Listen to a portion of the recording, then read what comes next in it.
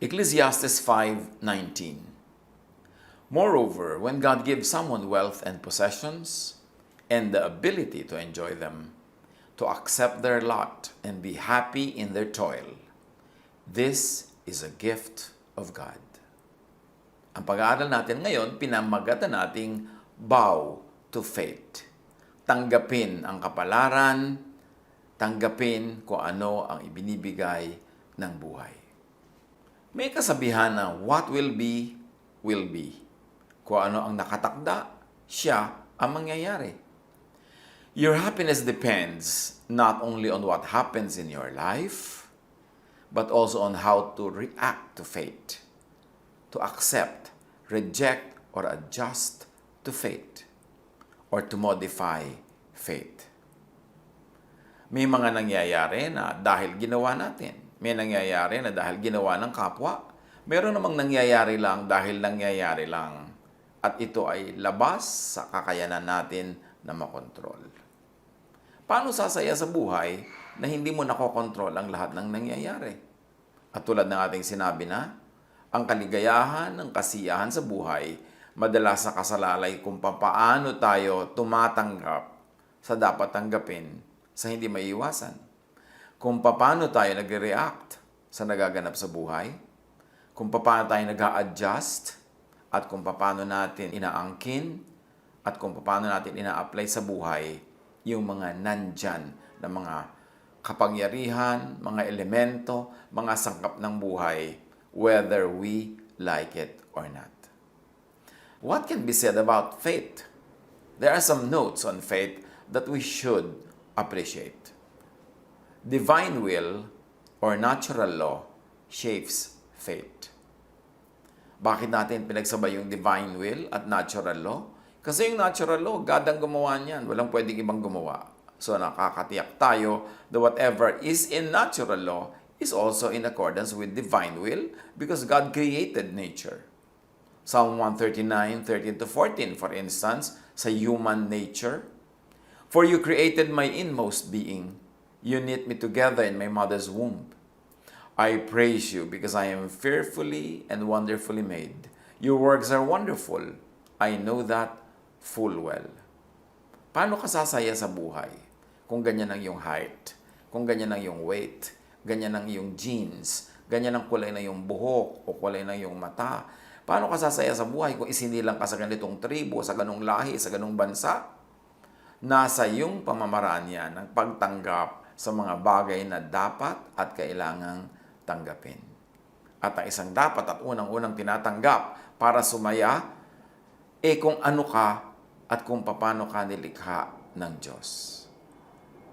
Your genetic makeup, your inborn talent, your innate nature, lahat ng yan dapat matanggap.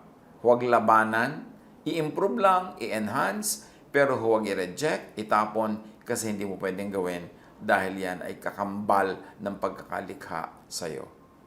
Ang tao na sasaya sa buhay, ang tao na sasaya sa buhay na ibinibigay sa kanya ng Diyos, ay yung taong tatanggap sa sarili. Tatanggap din sa kapwa para mayroong kapayapaan, walang needless struggle, walang needless strife, at walang pagsasayang ng pagod, lakas at hirap para baguhin ang hindi naman nababago. Tinatanggap lang ang hindi nababago.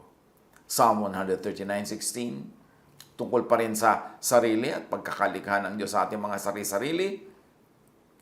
Your eyes saw my unformed body. All the days ordained for me were written in your book before one of them came to be. May nakatakda para sa atin.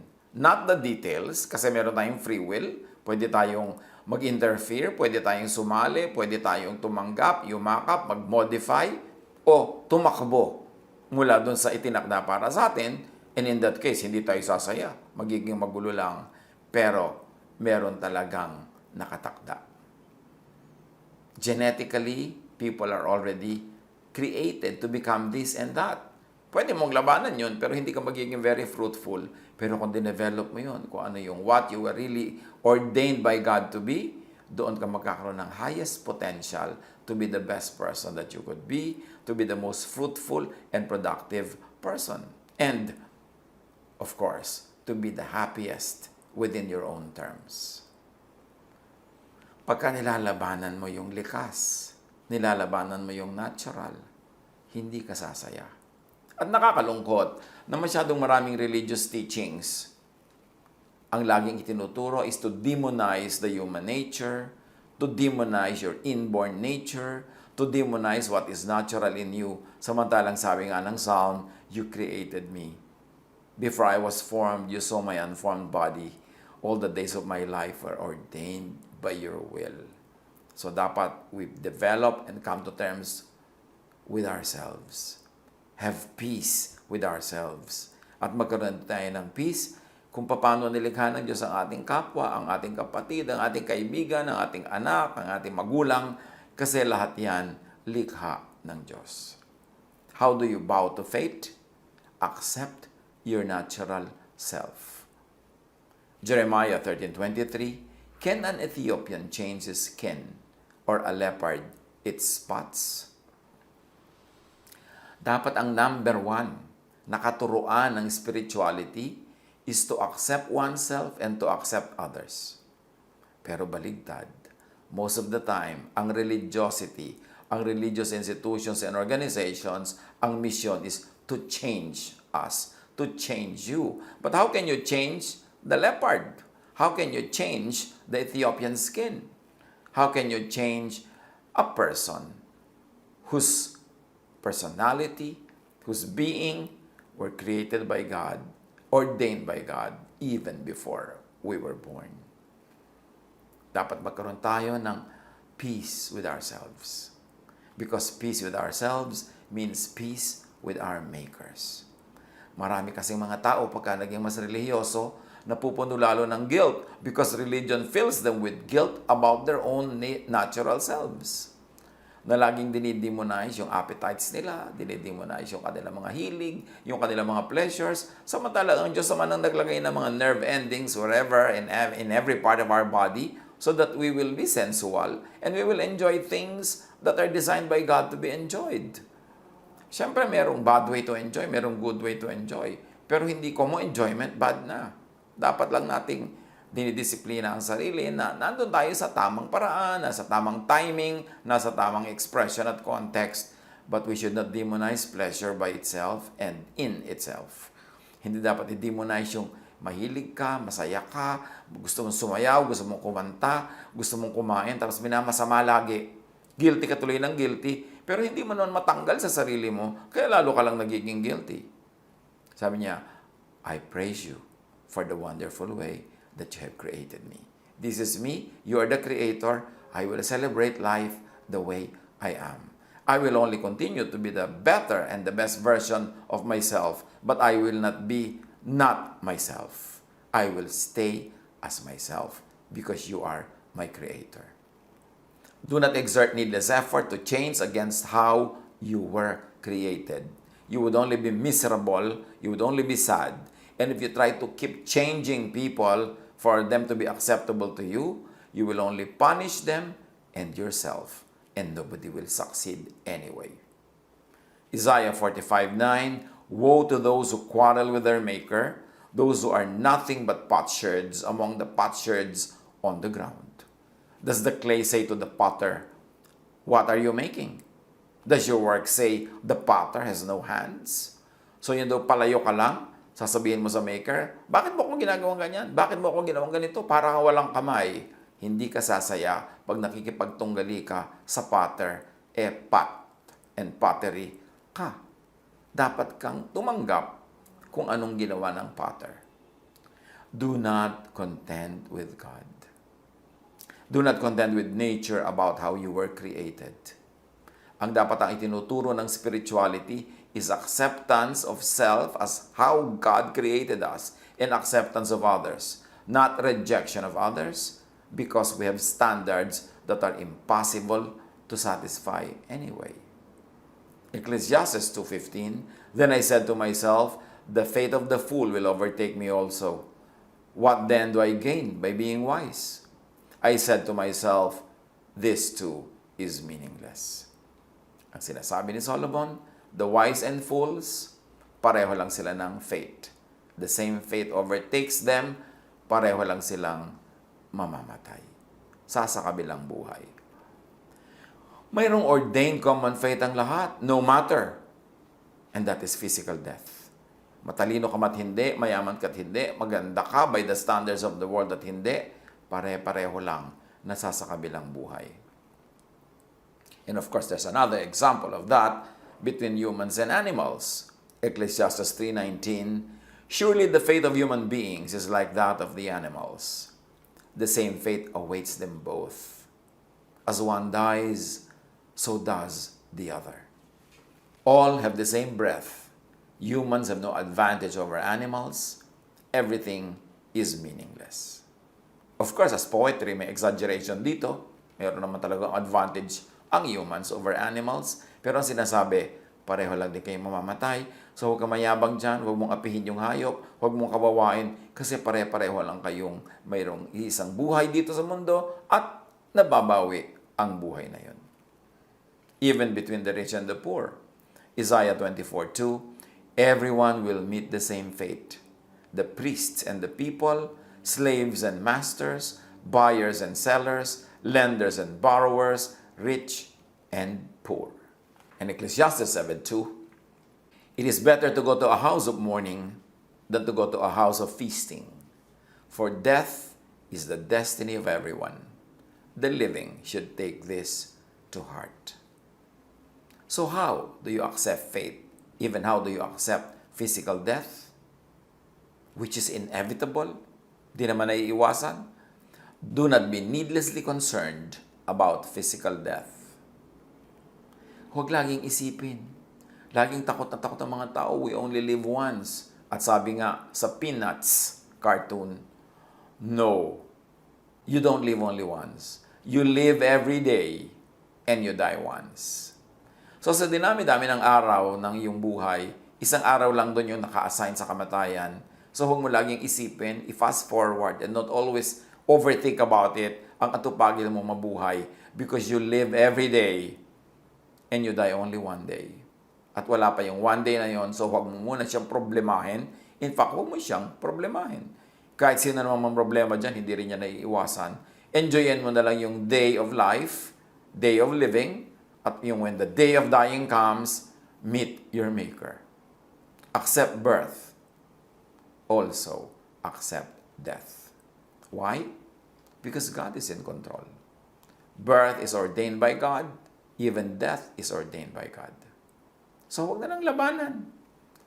Hayaang dumating kung darating, pero habang hindi pa dumarating, huwag yun ang pagtuunan ng pansin, huwag yun ang pag-isipan, ang atupagin ay mabuhay ng makulay, masaya, mabunga, mabuti, makadiyos, maibigin.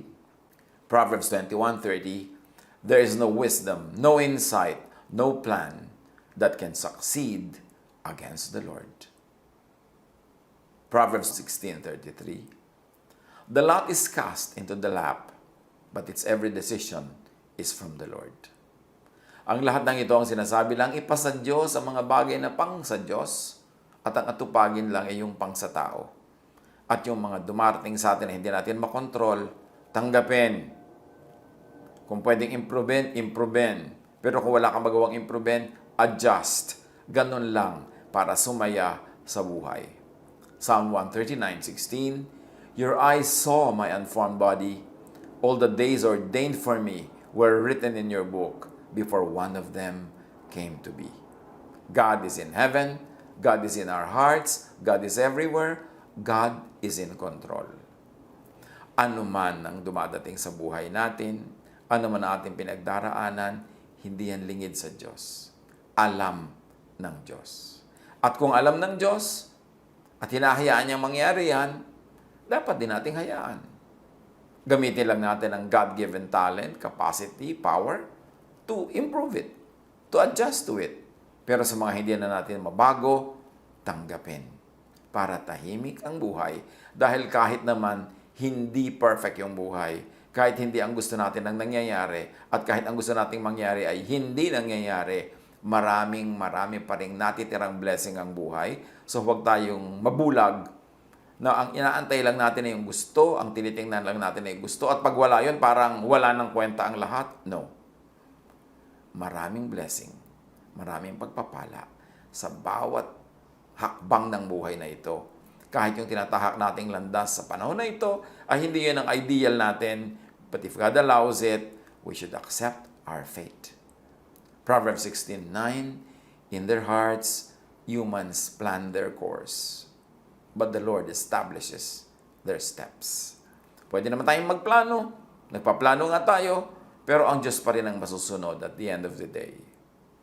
After we have done our best, while we are doing our best, let's accept whatever God allows to come into our lives. Huwag magsayang ng pagod na labanan ang kapalarang nangyayari, na labanan ang nagaganap. Ecclesiastes 6:10. Whatever exists had already been named, and what humanity is has been known.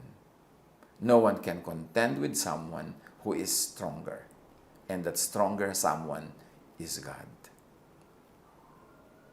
Another note on faith, human will, faith, prayer can also engineer and modify faith. Kanina ipinagdiinan natin, tanggapin ang dumadating sa buhay. Tanggapin ang palad. Tanggapin kung ano man ang ibinibigay ng Panginoon. Pero tayo, we were created in God's image. We were given by God the power. At sabi yun ni Jesus, believe. And when you believe, ask, seek, knock, and it will be given to you. When you believe, command this mountain to move, and it will move. So, ang unang choice sa mga dumarating sa atin sa kapalaran para tahimik ang buhay, tanggapin. Pero meron pa tayong isang choice. Modify. Change. Command the mountain to move. Meron ding ganong option. Ecclesiastes 10:10. If the axe is dull and its edge unsharpened, more strength is needed, but skill will bring success. This very short verse has two great ideas. Pag daw ang palakol mo ay mapurol at hindi na hahasa ang kanyang mga talim, dalawa ang pwede mong gawin. Exert more effort. Kahit hindi na masyadong matalim, pag malakas ang paggamit mo sa kanya, makakaputol din niya ng kahoy. Pero, kung meron kang skill, mas lalong success ang darating sa'yo. E di ihasa mo. E di gumamit ka ng technique kung paano gagamitin ang mapurol na tool na yan para yung gusto mo ay mangyari. In other words, pwede kang mag-interfere with the given, and your skill, your God-given skill, can change things. Proverbs 17:8, a bribe is seen as a charm by the one who gives it. So even yun. Maraming mga tao, dinidemonize sila itong verse na to na parang sama-sama ng bribe. Pero ang sinasabi lang naman dito, yung bribe para yung charm. Nakakagawa yan ng maraming mga himala para doon sa nagbibigay niyan. Maraming mga makinarya ang nalalangisan, umaandar. Maraming pinto ang bumubukas pag ang tao marunong makisuyo at marunong manuyo. Matthew 7:7-8. Ask, and it will be given to you. Seek, and you will find. Knock, and the door will be open to you. Napaka-common na sa pandinig natin at pagbasa ang verses na ito, pero naiintindihan ba natin? Tumatalab ba sa buhay natin? These are human interventions. Sabi ni Jesus, for everyone who asks, receives. The one who seeks, finds. And to the one who knocks, the door will be opened. Human interventions are accommodated by God. Human interventions of asking, seeking, and knocking are accommodated by nature, by creation, by the universe. Matthew 17:20, Jesus replied, because you have so little faith, Kaya hindi nyo nagagawa ang gusto nyong gawin. Truly, I tell you, if you have faith as small as a mustard seed, you can say to this mountain, move from here to there, and it will move. Nothing will be impossible for you. God creates, but faith can recreate. God lang ang nagkikreate, pero ang taong kinreate niya, hiningahan niya ng kanyang sariling buhay, meron siyang ibinigay sa ating kapangyarihan that our faith can move mountains, our faith can rearrange the universe, our faith can recreate creation, because when we ask, we receive. When we seek, we find. When we knock, the door will be open. It cannot stay closed if we are knocking in faith. At sa quantum physics, may tinatawag na observer effect. The observer's intention and attention freezes something into a wave or a particle and selects a particular outcome from all possibilities. Call observer effect the effect of prayer. Prayer can move mountains. Prayer can rearrange nature. Faith can rearrange and recreate creation. At may tinatawag sa physics na quantum tunneling, a phenomenon when, by repeatedly trying, a particle is able to penetrate a barrier that it should not be able to go through. In other words, anything that can happen will happen given enough chances. At yung quantum tunneling na yan can be likened to fasting, to prayer, non-stop prayer, prayer without ceasing, believing, insisting. If you continue to keep asking, it will be given to you. At napakaganda ng ginawa ni Jesus dyan na illustration, yung byuda na merong court case na malamang ipatalo ng judge kasi ang kaya kalaban ng byuda ay mayaman na pwede magsuhol sa judge.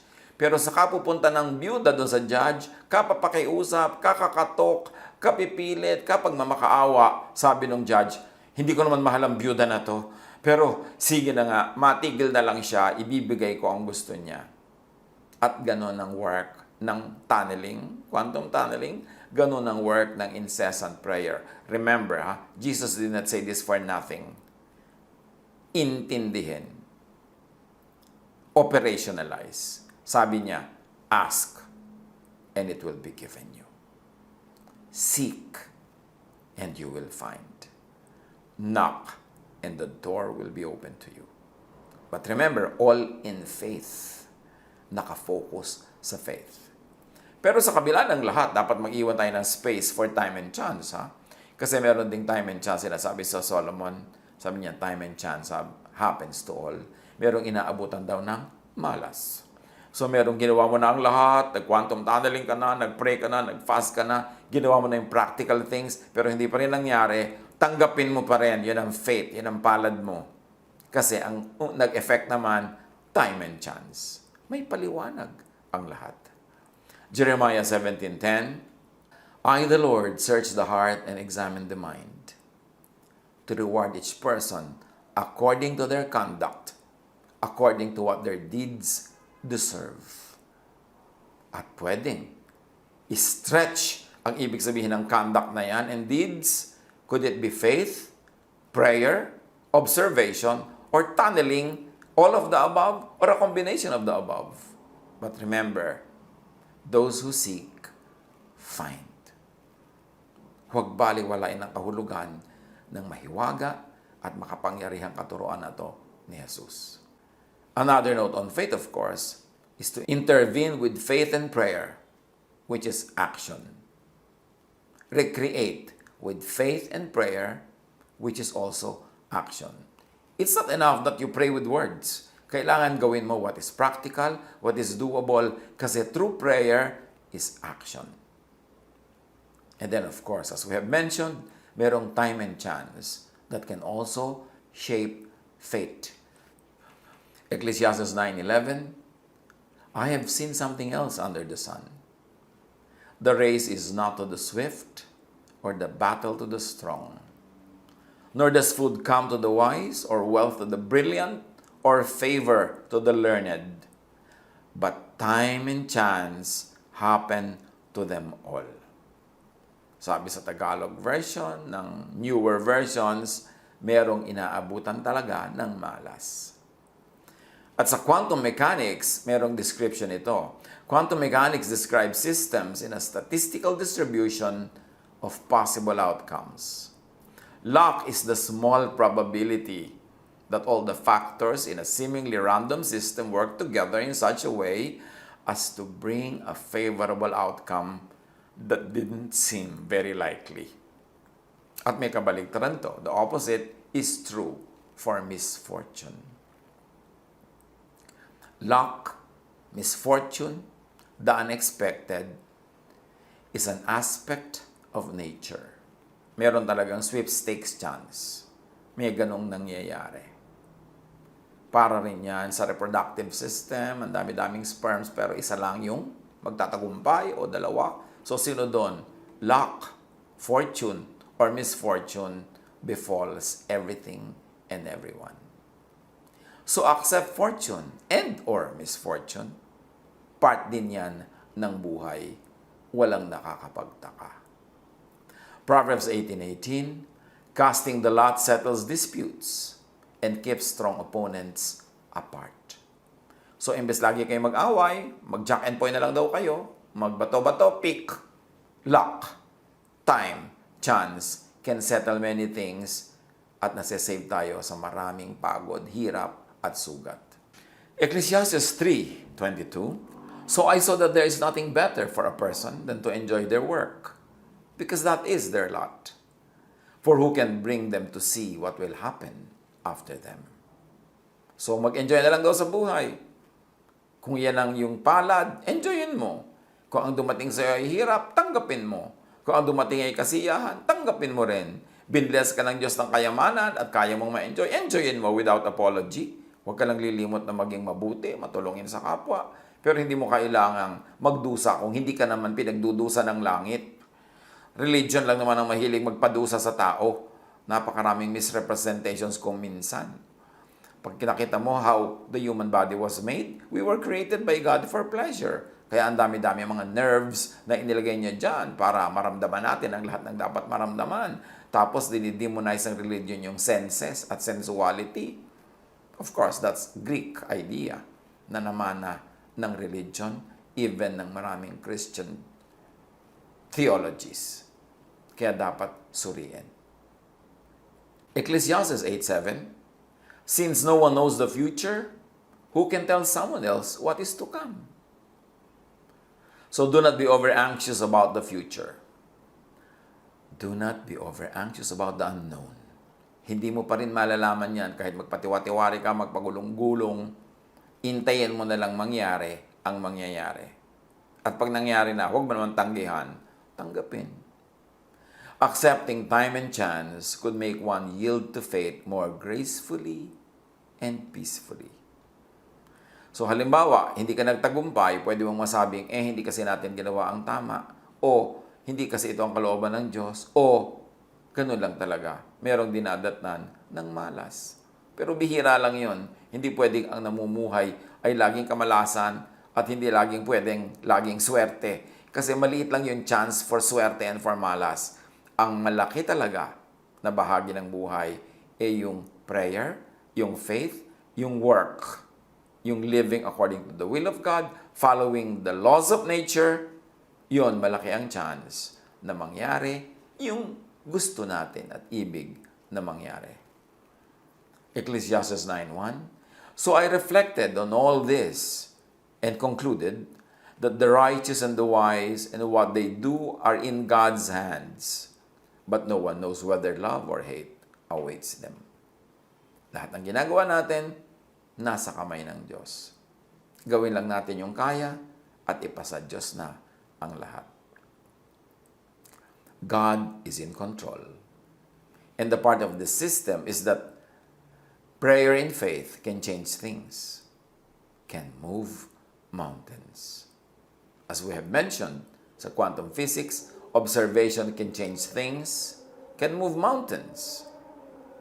and the wave function collapse, an idea in quantum physics, the outcome of an event can be manipulated by extracting data pertaining to that event.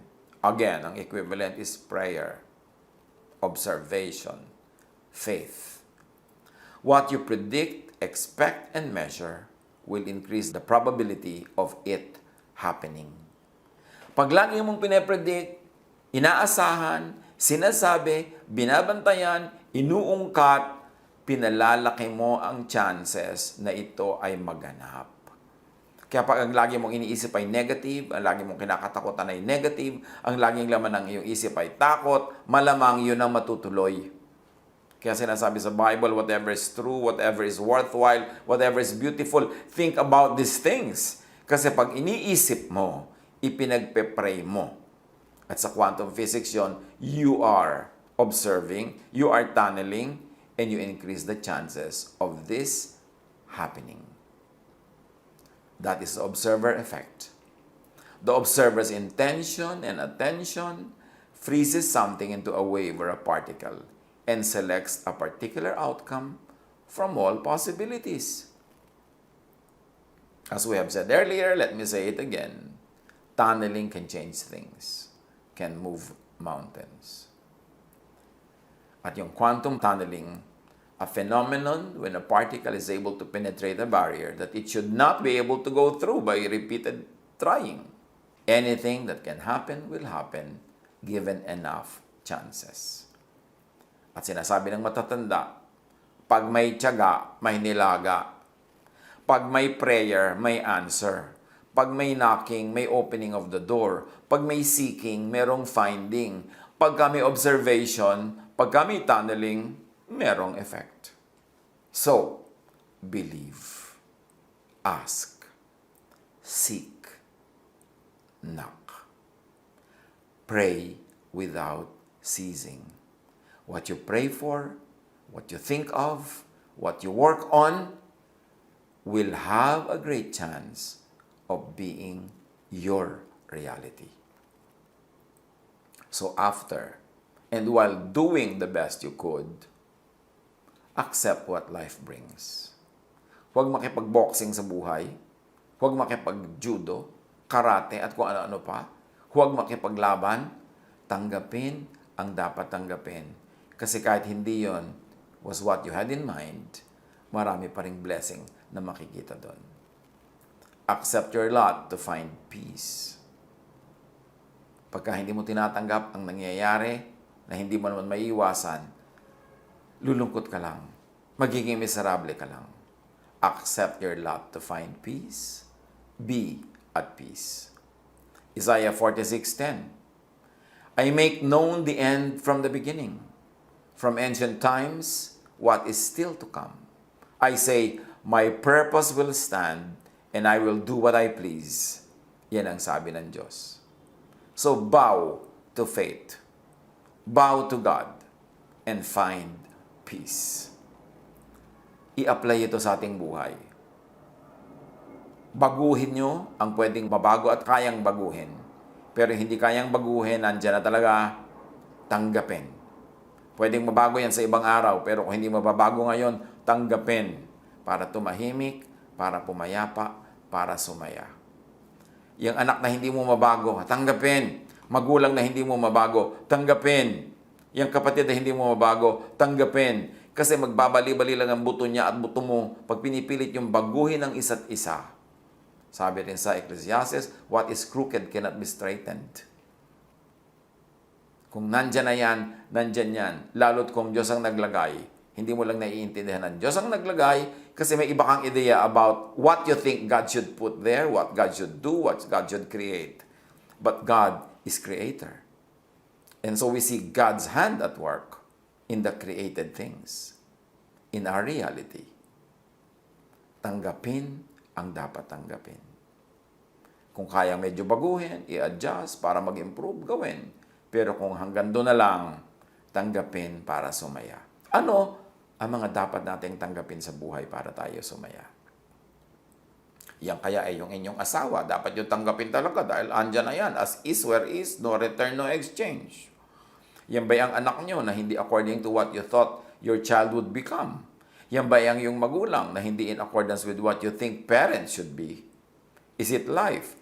Is it your income? Is it where you live? Is it your race, your gender? Is it your height or weight or waistline? Ano man yung hindi natin matanggap na nagiging miserable lang tayo dahil hindi natin tinatanggap, be wise. Learn. Bow to fate. God bless us all.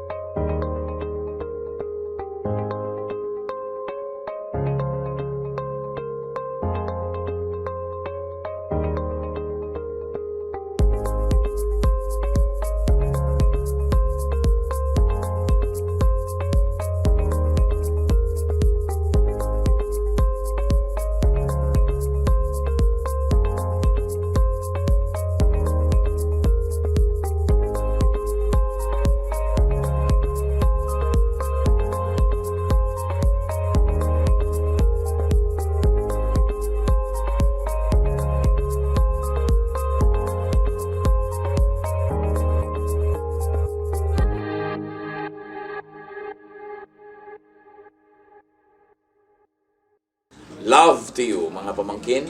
Dito tayo mag-aral ng salita ng Diyos. Dito tayo mag-aral ng mga practical na bagay, magdalanginan para sa isa't isa, makinig ng mga mensahe, at dito tayo magsasama-sama spiritually sa ating official Ed Lapiz YouTube channel na ang address ay Sabi ni Kuya Ed.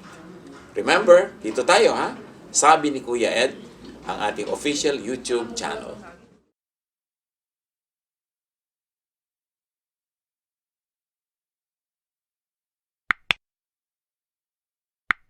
Do not forget to subscribe. Click the subscribe button and ring the bell for notification. Like, comment, and share our official YouTube channel. Visit Ed Lapiz website for daily devotion, audio podcast, latest video message, send your prayer request, subscribe to mailing list and more. Visit edlapiz.com.ph.